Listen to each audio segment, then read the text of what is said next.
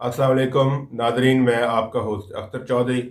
आज सबसे पहले बात करेंगे हमारे पाकिस्तान की कबड्डी टीम के खिलाड़ी मुशर्रफ जवेद जंजुआ पर होने वाले कातलाना हमले के बारे में।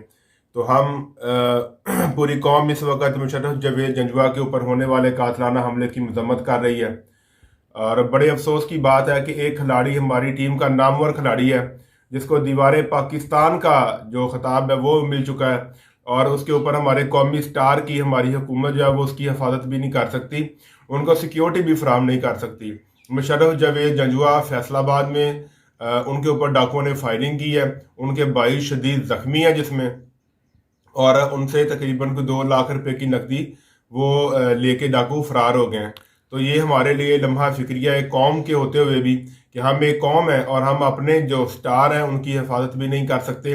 तो मैं ये रिक्वेस्ट करता हूँ हायर अथॉरिटीज़ से कि मुशर्रफ जवेद जंजुआ और इस तरह के हमारे दूसरे भी जो खिलाड़ी हैं जिनका ताल्लुक किसी भी प्रोफेशन से है, किसी भी खेल से है, किसी भी और शोबा से है, तो गवर्नमेंट को चाहिए कि इन जो हमारे स्टार हैं इनको सिक्योरिटी फराहम की जाए ताकि ऐसे हादसा जो हैं वो रूनवा ना हो।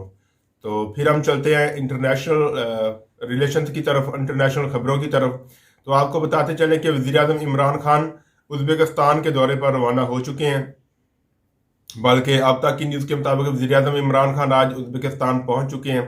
उज़्बेकिस्तान का जो है कैपिटल ताशकंद, वो इस वक्त तमाम मेहमानों का इस्तकबाल कर रहा है।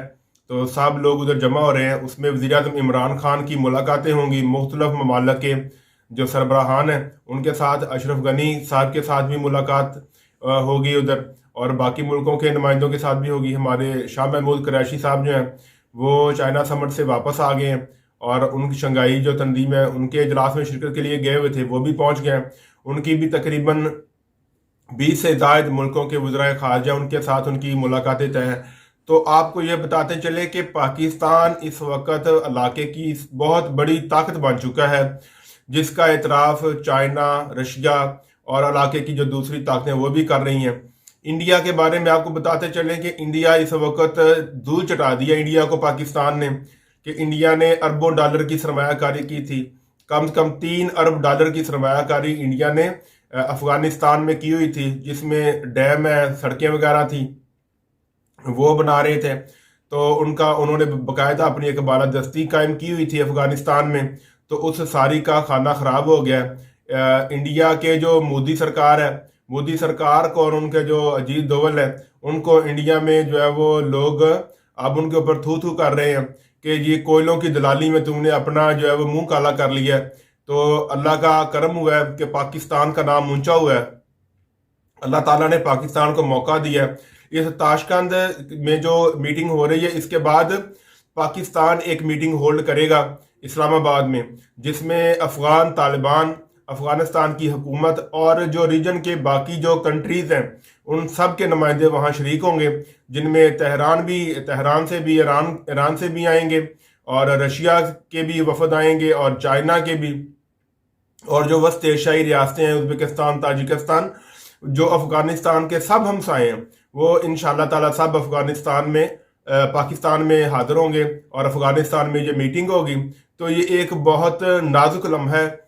ऐसे वक्त में पाकिस्तान को ये एजाज़ हासिल हुआ है कि वो तालिबान और पाकिस्तान की दरख्वास्त पर जितने भी तालिबान अफगानिस्तान में तालिबान के अलावा जो धड़े हैं वो सब पाकिस्तान में इस समिट में आने पे, इस मीटिंग में आने पे राज़ी हो गए हैं, जिनमें गुलबदीन हिकमत यार, अफगानिस्तान की हुकूमत जो शुमाली इत्तेहाद के जो और लोग थे, वो सब के सब लोग इधर पाकिस्तान में इकट्ठे होंगे। और तालिबान के जो तर्जमान हैं ज़बीहुल्लाह मुजाहिद, उन्होंने तस्दीक की है कि वो पाकिस्तान में जो मुज़ाकरात हो रहे हैं ये इंट्रा अफगान मुज़ाकरात होंगे अफगानिस्तान में अमल की गर्ज से। तो उसमें सब स्टेक होल्डर्स जो अफगानिस्तान से हैं वो शरीक होंगे। तो इंशाअल्लाह ताला जब अफगानिस्तान में अमन कायम होगा तो पाकिस्तान वैसे ही उठ जाएगा, पाकिस्तान में वैसे ही अमन कायम हो जाएगा इंशाअल्लाह। और इंडिया के जो कौंसलेट खाने थे जो ख़ास तौर पर पाकिस्तानी सरहद के साथ साथ से हम तो उसको समझते हैं कि ये दहशत गर्दी के अड्डे थे, तो सिर्फ बैरूनी मुदाखलत के बारे में भी बात की जाएगी। बैरूनी मुदाखलत का मतलब हमारे नज़दीक सिर्फ और सिर्फ इंडिया की तरफ से दहशत गर्दी है।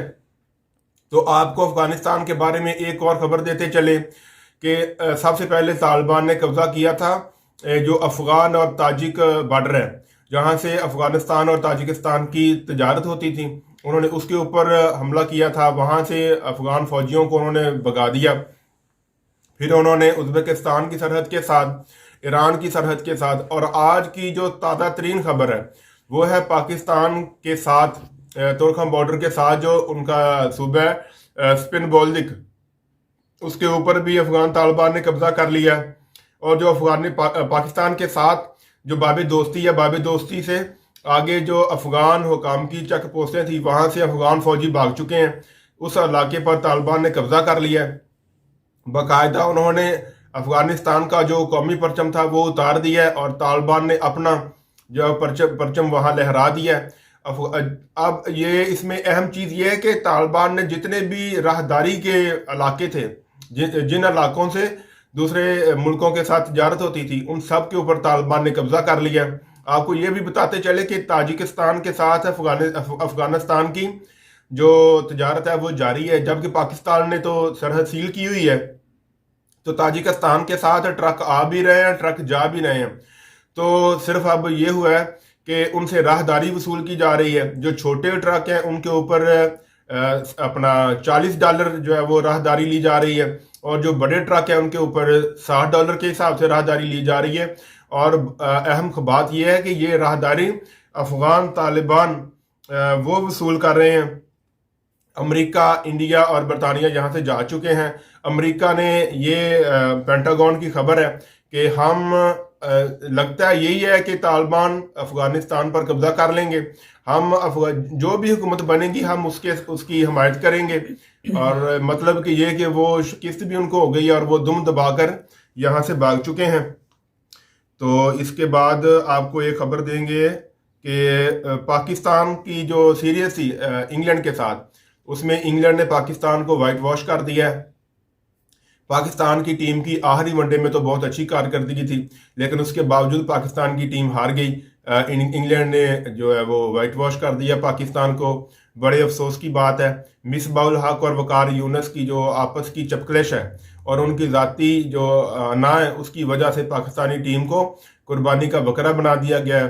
عوامی حلقوں میں اب یہ آوازیں اٹھ رہی ہیں کہ یہ وقار یونس اور مصباح الحق کی لڑائی یہ فضول ہے، اور ان دونوں کو اس چیز سے اوائڈ کرنا چاہیے۔ یونس خان بہت ہی اچھے بیٹنگ کوچ تھے، ان کو کوچ رہنا چاہیے تھا۔ چلیں اب محمد یوسف سنیں ان کی جگہ پہ آ رہے ہیں، جو بھی ہو پاکستان کرکٹ کی بہتری کے لیے ہو۔ تو حکام بالا جو ہے یہ ہمارے جو وقار یونس وغیرہ ہیں یا مصباح الحق ہیں، ان کو ٹیم کے بارے میں سوچنا چاہیے، نہ کہ اپنی انا کے بارے میں نہیں سوچنا چاہیے۔ تو آج کی جو خبریں تھیں، ہمارے ساتھ رہیے، شکریہ۔